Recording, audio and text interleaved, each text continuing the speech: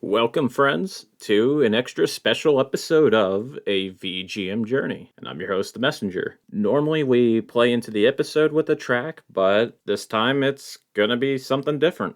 And with it being 150, and also on the day of release, I will have turned 30. And I thought, the stars kind of aligned, and I want to do something that I don't think I've ever really heard on a VGM podcast before. And that I'm going to tell you my life story through the lens of video games and video game music. And I like to call this the 30-year VGM journey of the Messenger. So enjoy.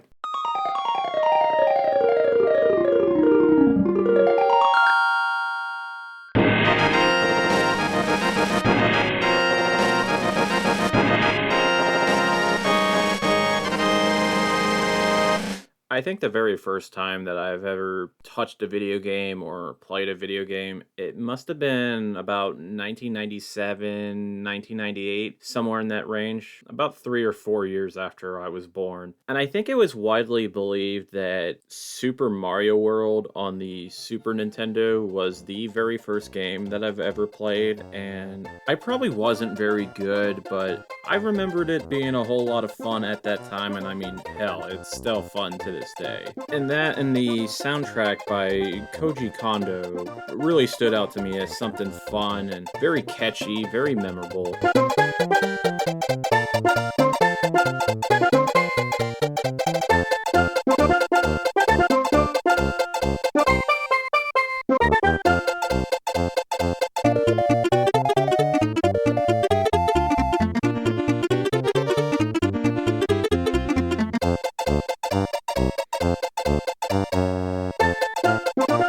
I don't 100% remember what we had for the original Super Nintendo collection of games that we had. I remember playing Super Mario Kart, Legend of Zelda: A Link to the Past. I also had a Game Boy, specifically the Game Boy Pocket, which I remember playing a whole lot. And there were 3 games that I had. I had Tiny Toons Adventures, Bab's Big Break, I had Donkey Kong Land 2, and I also had Game & Watch Gallery.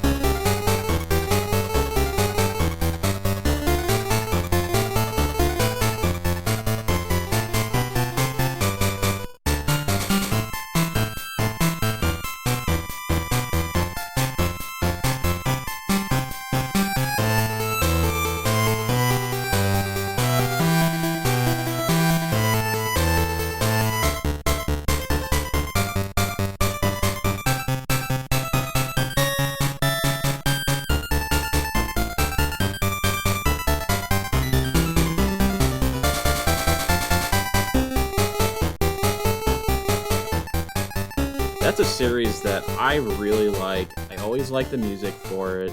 I think it's highly underrated. And it was one of those things that it was with me from the beginning. Sometime later, about a year or two, we wound up getting the Nintendo 64, and it definitely felt like my love for gaming and gaming music really started to take shape during that era, especially with games like Super Mario 64 and Legend of Zelda: Ocarina of Time, which for me, that was huge. I think that was the first time that video game music really started to have a big impact on me.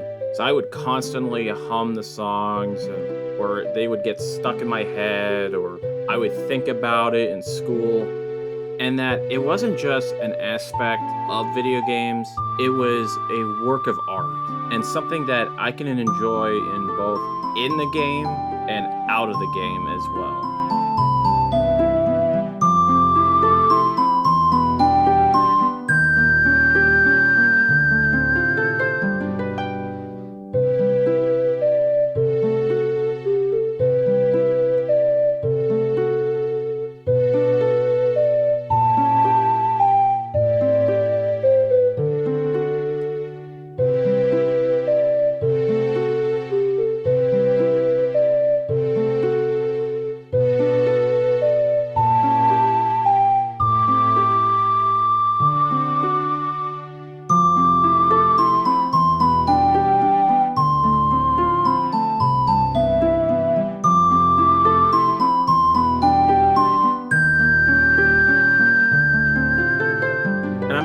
that some people say that Koji Kondo is overrated, but the man was very instrumental in shaping my love for video game music. And when it comes to Mario and Zelda, I get both flavors of video game music. Is with the Mario stuff, I get fun, really catchy tracks that stick with me, always puts me in a good mood. And then with the Zelda music, it's taken a lot more serious, and with the case of Ocarina of Time, it wasn't just an aspect of the game, it played a huge role in the game. It was music that demanded to be taken seriously, and we did take it seriously. And in my little kid brain, it got me hooked. This was definitely something to get excited about. For a real long time, I was a Nintendo only kind of kid, and that I wouldn't dare play other systems at that time, like the PlayStation or the Sega Dreamcast. And in retrospect, I definitely did hold myself back. And in the early 2000s, about 2001, 2002, I would get the Game Boy Advance and also the Nintendo GameCube.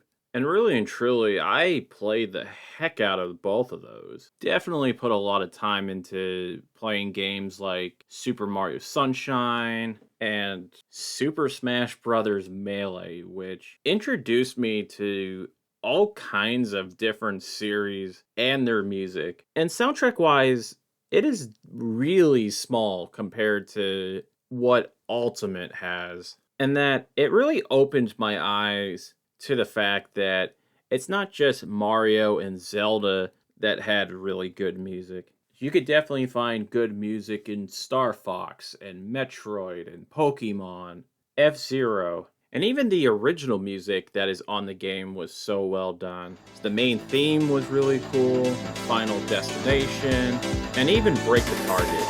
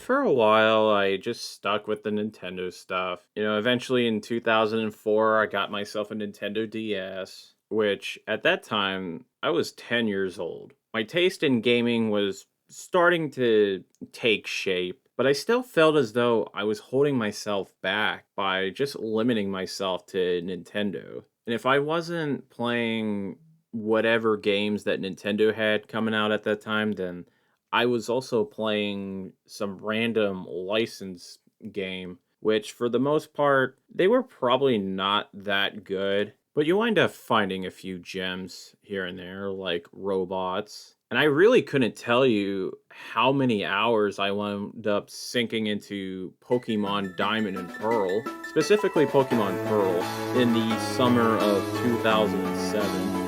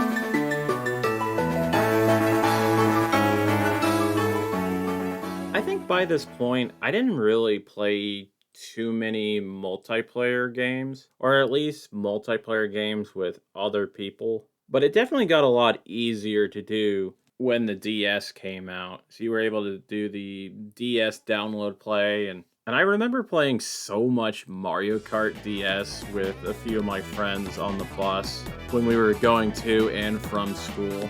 It definitely got pretty competitive.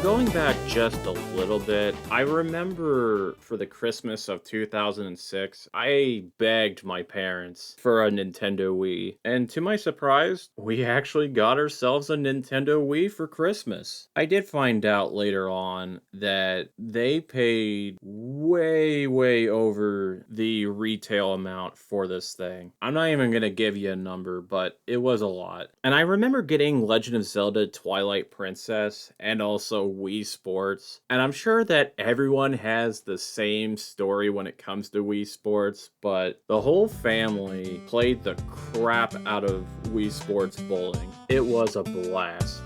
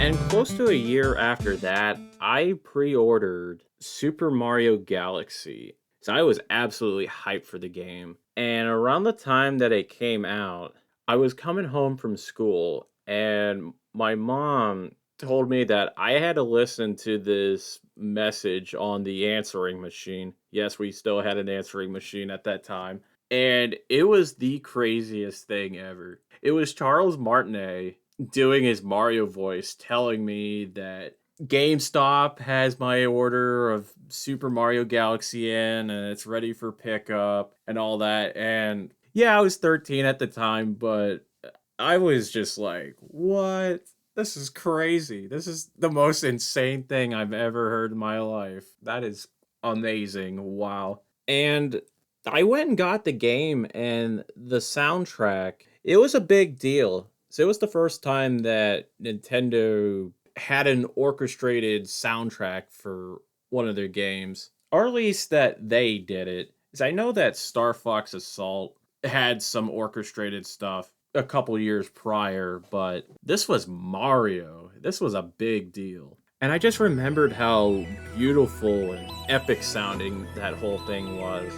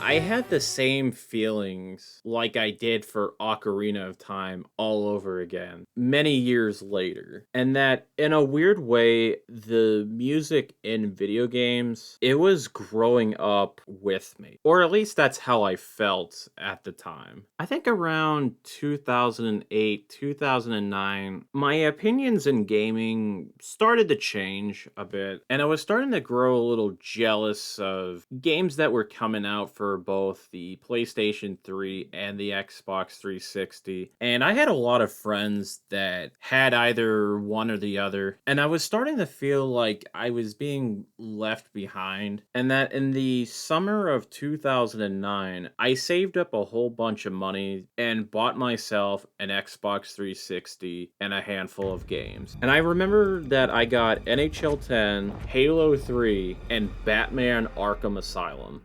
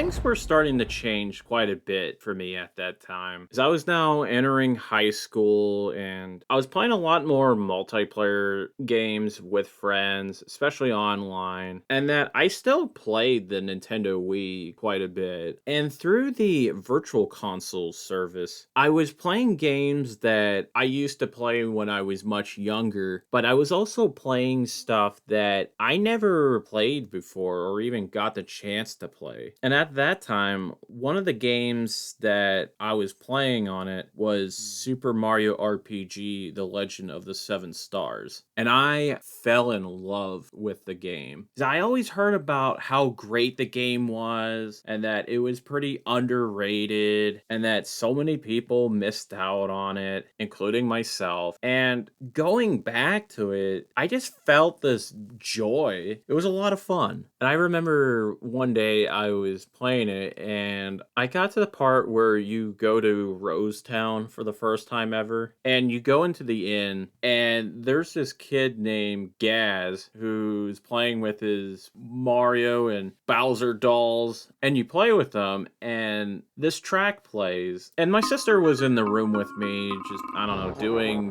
whatever the heck she was doing. And she asked me to just make her something for lunch. So I did, and I wound up having the game just sitting at that part.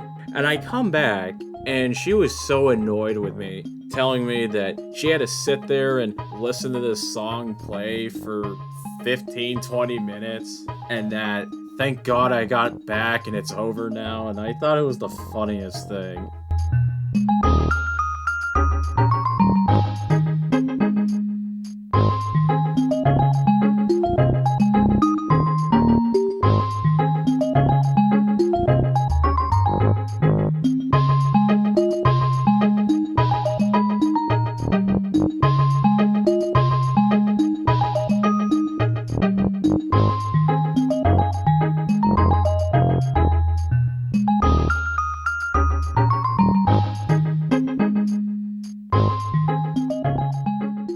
And with video game music going in the direction that it was going at that time with the AAA stuff, they were going for more of a cinematic sound. And that, frankly, it wasn't that interesting to me. It didn't really stand out. There was some good stuff here and there, but it didn't sound as good as the Nintendo stuff or even the indie games that they were starting to make a huge splash in the late 2000s, early 2010s. And I was starting to wonder if maybe only the retro style games were going to be the only interesting video game music to listen to, with games like Mega Man 9 and 10 or Fez, or even one of my personal favorites, Super Meat Boy.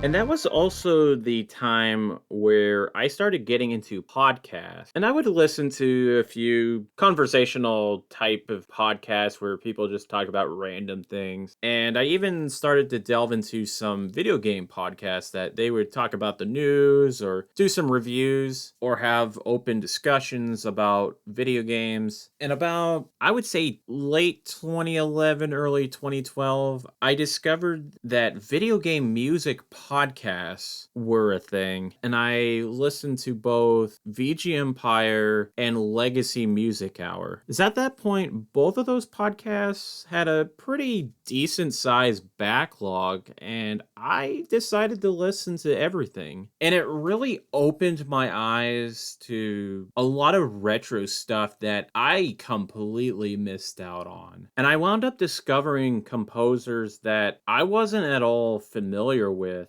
that I wound up completely just falling in love with. Composers like Jake Kaufman and Yuzo Koshiro, and even the Fallen brothers, Tim and Jeff Fallen. And I don't remember what episode of Legacy Music Hour it was. It was pretty early on, but the first time that I heard BGM number 2 from Silver Surfer, my jaw dropped. It hit the floor.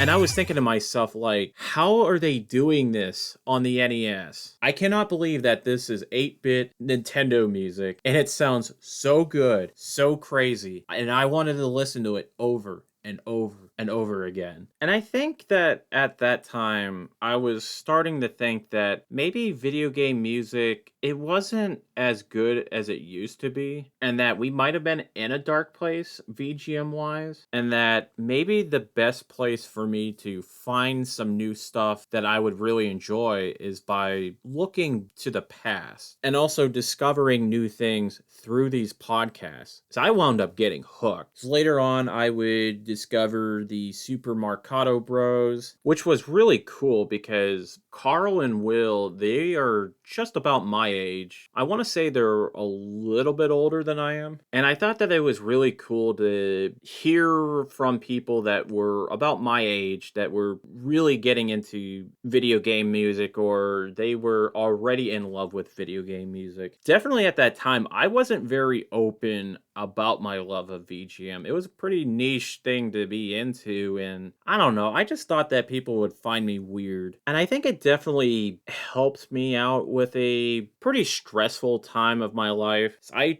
was turning 18 in 2012, and I was also going into my senior year of high school. At that time, my parents, they were in the process of getting divorced, and there was a whole lot of drama, and I kind of just found myself just sinking deeper into video games and video game music at that time. Or I would go hang out with my best friend Rain a whole lot. And I think this was pretty much the point that I started listening to less what I like to call human music, which is non-VGM, and more so just focusing on listening to video game music and trying to discover new things or find out about series that I probably wouldn't have listened to before, but I'm now listening to it for the first time ever and really loving it. So I've never been much of an RPG guy, but a lot of the Square Enix games really started to grab my attention music-wise, and that I was discovering stuff from the Final Fantasy series or Secret of Mana and Chrono Trigger.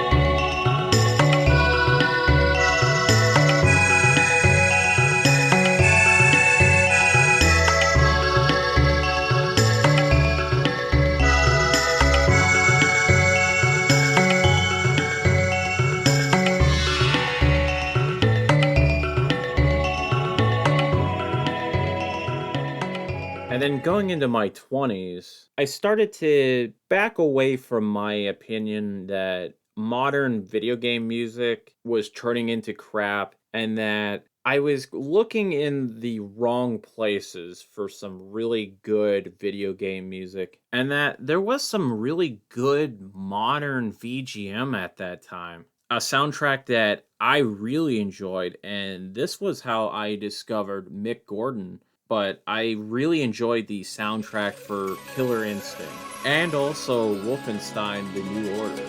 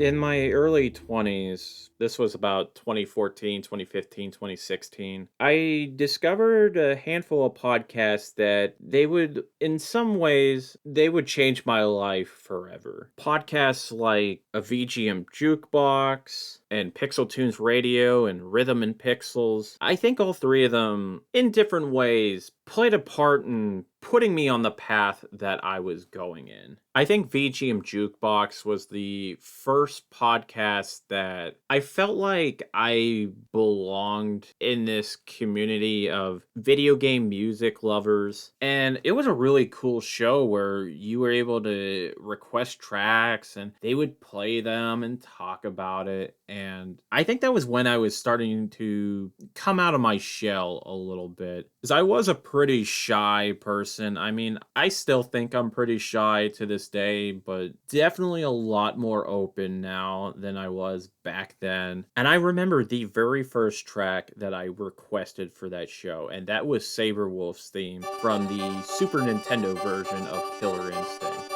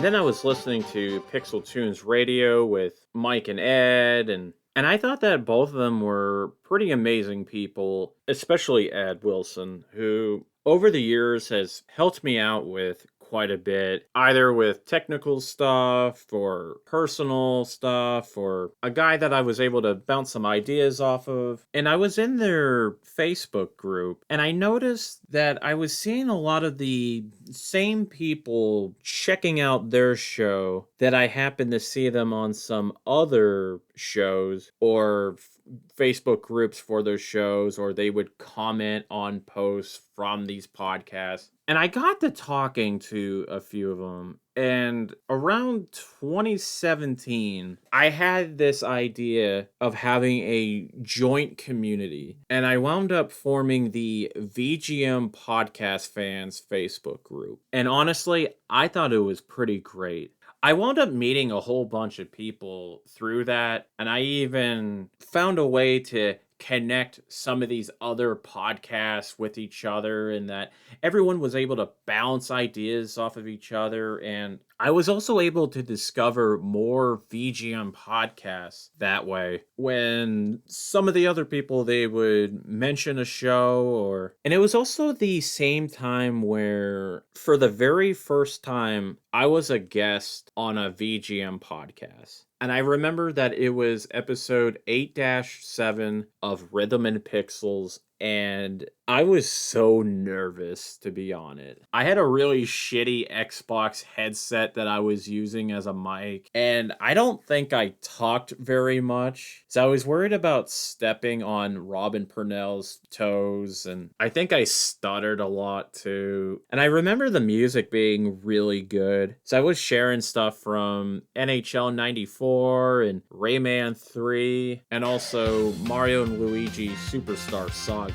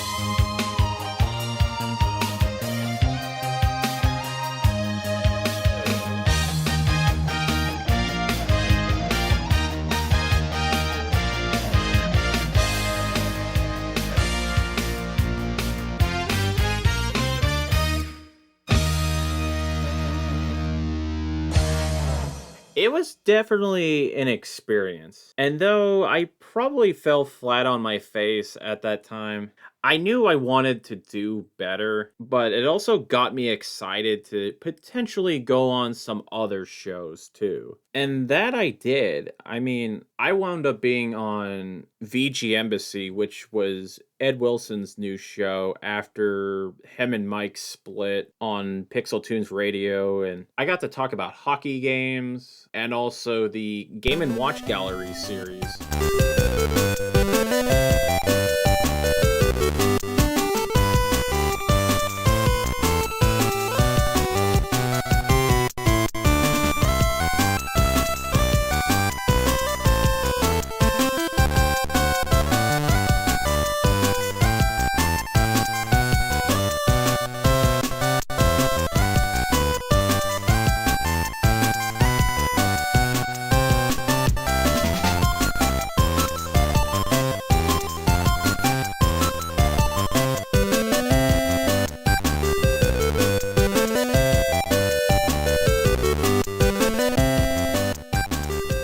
And to this day, I really appreciated that Ed had me on his show not once but twice pretty early on. So I try not to toot my own horn or anything, but I knew at that time I was starting to gain a bit of a reputation as a guy that would go above and beyond, and that my passion for both video game music and also video game music podcasts, it was really high. And I don't know if it was because I just had a lot of time on my hands or what, but VGM podcast fans became a huge passion project for myself, and I wanted it to succeed. The next year in 2018, I was pretty much just real deep into this whole VGM podcast fans thing, and I was donating a lot of money through Patreon to all kinds of different shows, and I wound up being on the top tier for a handful of these shows. And I believe it was Rob Nichols that came up with the nickname for me with the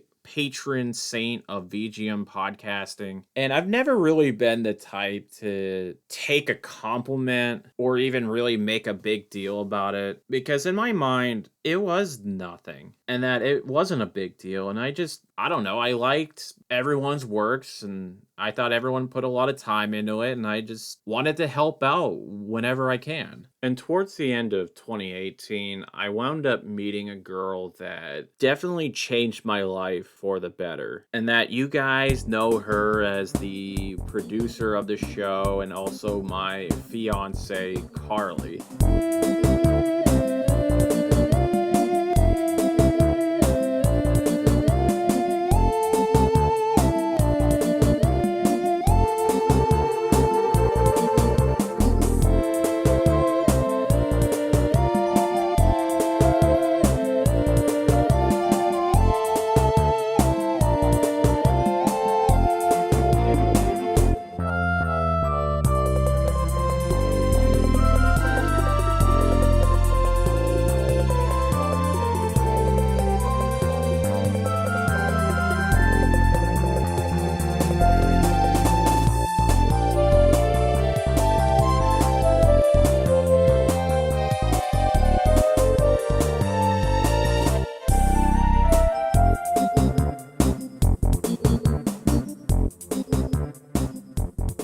And in my time when we first started talking, that I wanted to get to know her and she wanted to get to know me, and I was keeping the video game music stuff as kind of just a back burner, not really important details to talk about kind of thing. As I was still in the mindset of it's a niche thing, it's going to be weird for her, and I like her a lot, so I don't want to weird her out with my nerdy crap. And we were talking, and she has a thing for having a lot of playlists on things like Spotify and YouTube. And she was showing me these YouTube playlists, and there was one that caught my eye, and that was video game music. And I don't know if something just awoken in me or what, but I just wound up going into town just talking about my love for video games and video game music, and I was checking out the songs that were on her playlist, and I was also showing her some stuff that I was into or I was listening to at that point. It was about shortly after The Messenger came out, which that was a game that I was super hyped for, and not because it shared the same name as myself, but it also looked really cool too, and the soundtrack was pretty amazing. And I was like, hey, why don't you listen to this? And I think I started off specifically with the 8-bit version of Glacial Peak, and I know that she wound up really enjoying that.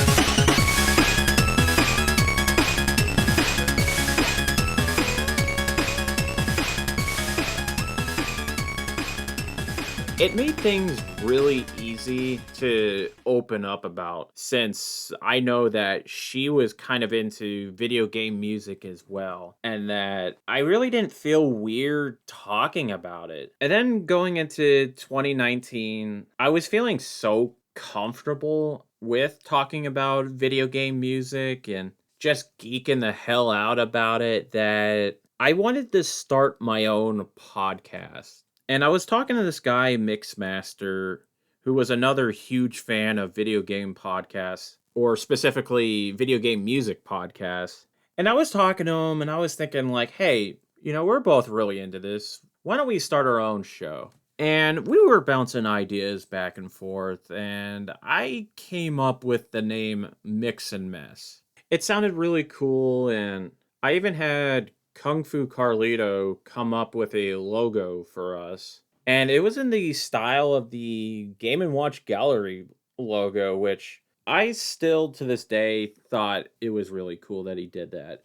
And we were really hyping this thing up, which in hindsight, I really shouldn't have done that, but I was very excited for it at the time. And we wound up recording a few episodes and even releasing one. And it was starting to hit me really fast that both of us really didn't know what we were doing.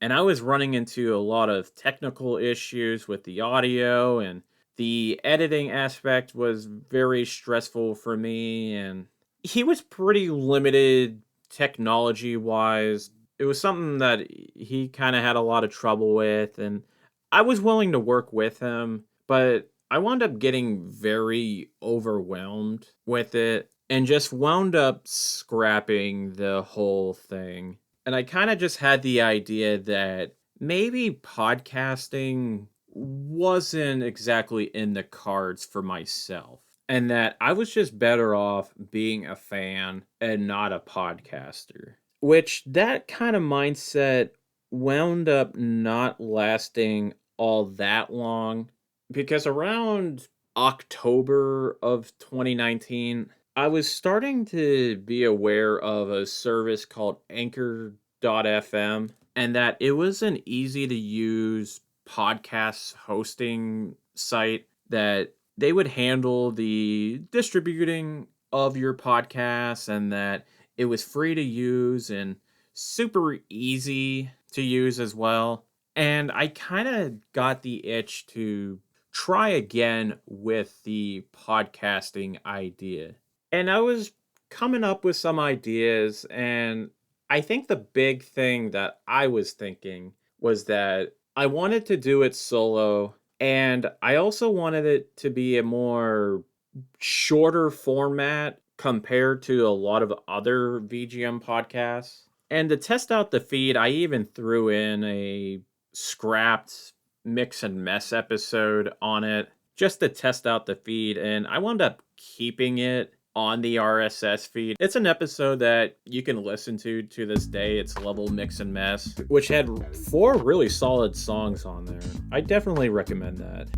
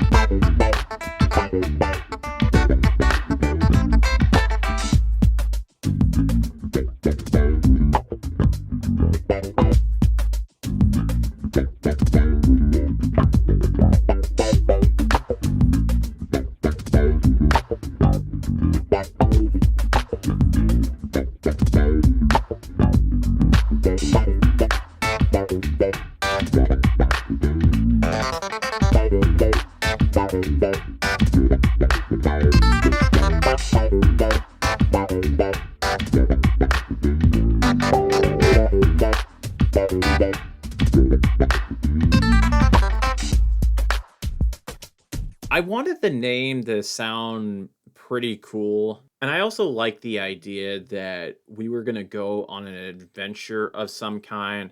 And I wound up coming up with the name A VGM Journey and just instantly fell in love with it. I kind of put together a logo for it, which it wasn't that great.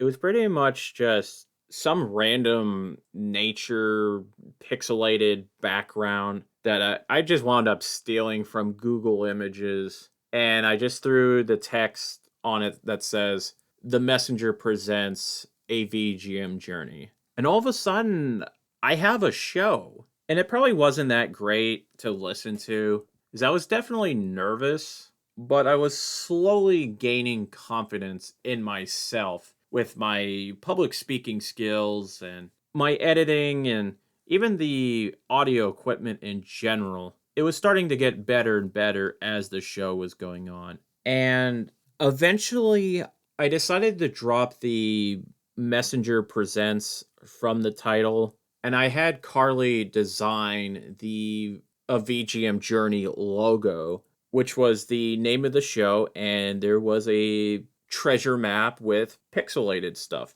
on it. She came up with a prototype, and I loved it. So she was like, okay, cool. Went and fixed it up, changed it up a little bit, made it look nicer, and then that wound up being the final product, and that is the logo that's been associated with this show. It's something that I was really proud of, and she's always done a lot of good work art-wise. This logo is hands down my personal favorite work of hers, and that it's been a long-lasting thing.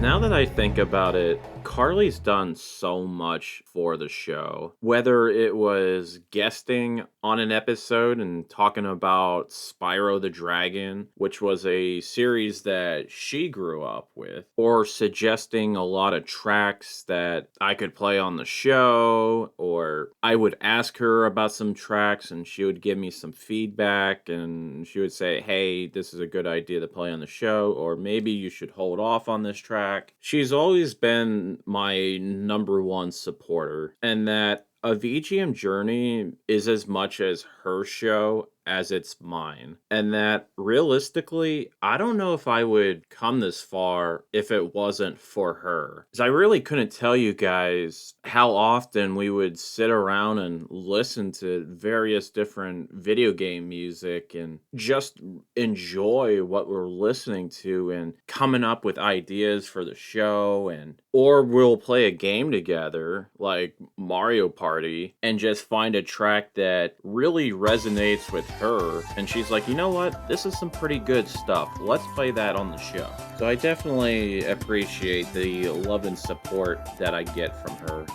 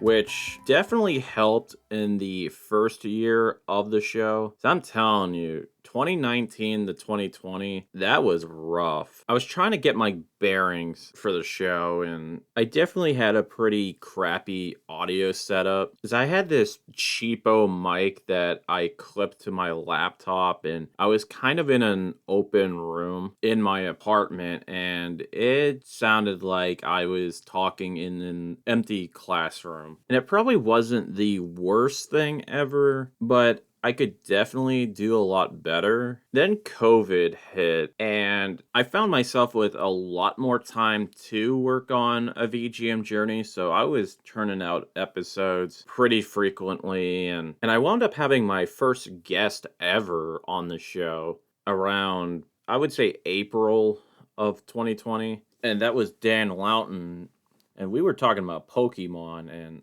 And it wound up being a real fun experience, and it was also a learning experience for me as well. Just trying to come up with a good format for guest episodes and improving my editing skills. So it's pretty easy to edit for one person, but when you get a second person involved, things can get a little more hairier, but it was a pretty smooth experience.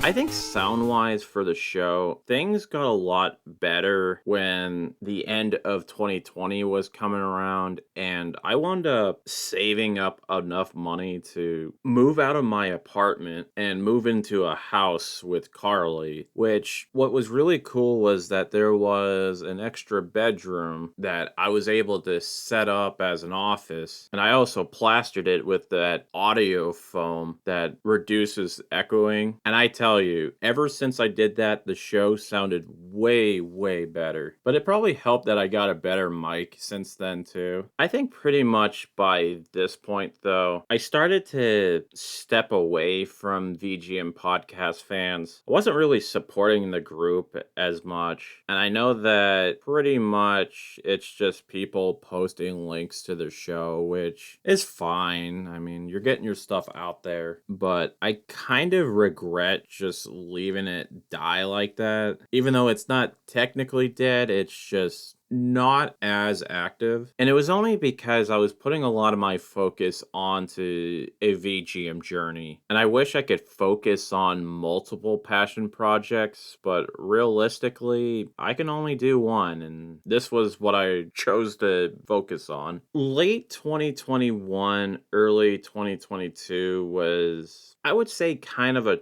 turning point for me a little bit. I think by that time I was a lot more comfortable with doing the show, and I was trying to do a lot more networking with other people. And I found a couple local communities that really appeal to me. And it really shouldn't be that surprising since I live in Erie, Pennsylvania, and Erie is not exactly a small place, but it's not a major city or anything like that. Definitely not. But I was finding a good group of people in both the Erie podcasters and also Commodore Gaming. Whether it was guesting on Idiotville and just talking about my love for video game music and just BSing with the Idiotville crew. And by the way, it was brought to my attention that somebody from the VGM podcasting community, I don't know if it was a fan or another podcaster, so I really don't know who did this, but apparently they sent